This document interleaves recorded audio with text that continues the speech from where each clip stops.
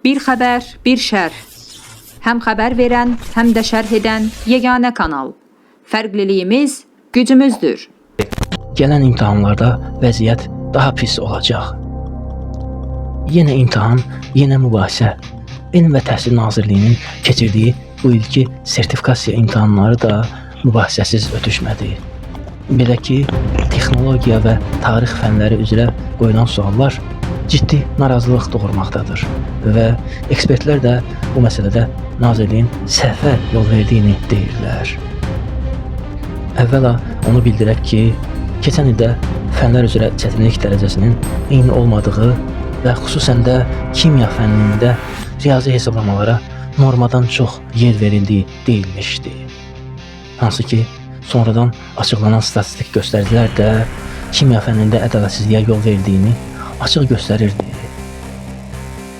Və indi bir il sonra yenə də eyni hal yaşamaqdadır.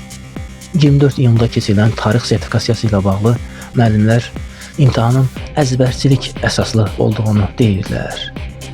Üstəlik də yanlış cavabların doğru kimi götürüldüyünü mütəxəssislər də təsdiqləyirlər. Məsələn, peşəkar müəllim Rəsul Mirzəyev öz YouTube kanalında Nazirliyin etdiyi səhvləri detallı şəkildə izah edib. O, konkret 2 sualın cavabının səhv olduğunu sübut edib.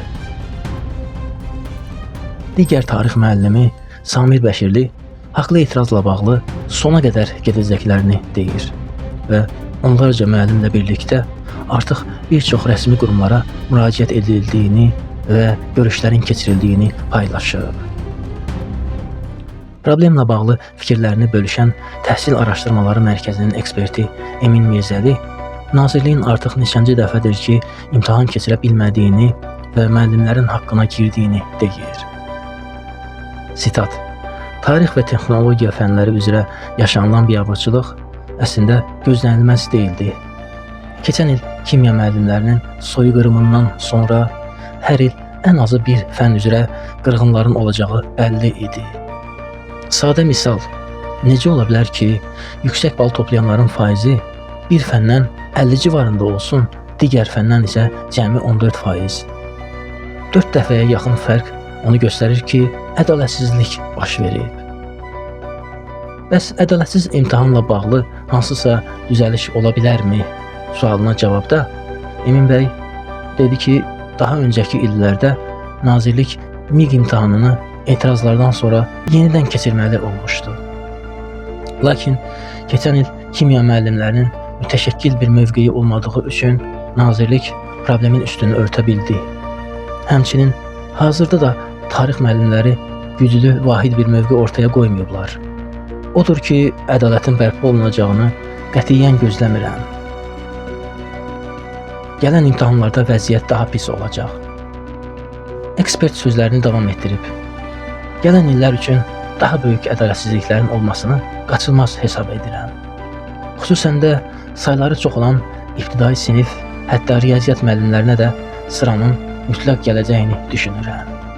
O qədər əminəm ki, bu baş verməsə ekspertlikdən hətta istefa verərəm. Bəs məqsəd nədir sualına cavabda niyyətin digər dövlət qurumlarında olduğu kimi kütləvi ixtisar və büdcəyə qənaət olduğunu bildirib. Sitat: Nazir dedi ki, tam ştatlı model üzrə cəmi 20.000 müəllim nəzərdə tutmuşuq. Hansı ki, bu da ümumi müəllimlərin təxmini 20%-dən də az bir qismidir.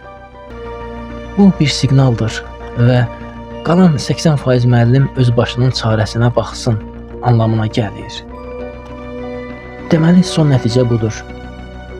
Ən az 51-dən aşağı toplayan müəllimlərin zamanla təhsildən uzaqlaşdırılmasını müşahidə edəcəyik. Sadəcə olaraq bu hansı tempdə və hansı zaman intervalında olacaq, bunu bilmirik. Bir xəbər, bir şərh. Həm xəbər verən, həm də şərh edən yeganə kanal. Fərqliliyimiz gücümüzdür. Abunə olun ki, fərqlilik görəsiniz.